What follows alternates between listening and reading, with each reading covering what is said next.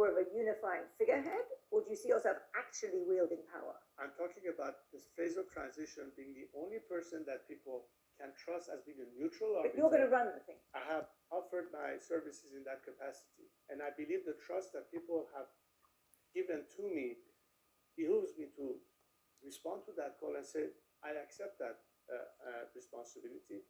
I'm not working alone, obviously. I'm trying to bring as many people who are like-minded on the basis of three very simple principles. Number one is Iran territorial integrity. The second principle that we invoke, a clear separation of religion from state, not to have yet again a dominant single ideology, and the most important point, a guarantee of self-determination by means of free elections. And that's ultimately what leads us to a democratic alternative.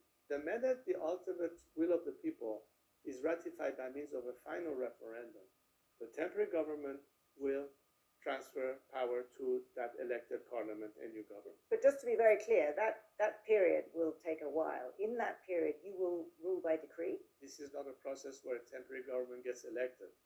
It is a voluntary step taken by people like myself and whoever I'm working with, which of course the endorsement and the support of the people. I'm not doing this against their will.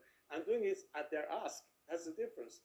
So the ask itself means that they want this to happen and they want to be able to trust someone, and that person at this point is me, to do that for them. And as I said, I'm not doing this for them. Well, there are many people. You have a number of a reasonably large fraction of the Iranian population are fervent supporters of yours, but not everybody is. Not everybody is. What is the legitimacy that you are using to do this? I mean, one could say you're coming in. You've spent your entire life since you were a teenager outside the country. Your father was not exactly a popular figure, and now you're coming in and saying, right, I'm here in charge again, and this is what I'm going to do. I'm only responding to what people are asking for. What name has been chanted in the streets of Iran in the last few months? What name do you see be written on the walls? What slogans have they chanted in the recent weeks? They have chanted the name of my family. They have called for me specifically. I think that's pretty much of an indication of what the people want. But I guess that's what I'm asking. Do you think that, yes, there have clearly been chances. Isn't that sufficient to establish? It's not everybody, right? Of course it's not everybody. Can you tell me anywhere in the world that there's somebody has 100% vote of everybody? Of course not.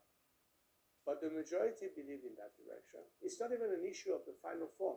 Republicans, monarchists, that's not even the debate. I'm not here to advocate an outcome, but I'm a bridge to that destination.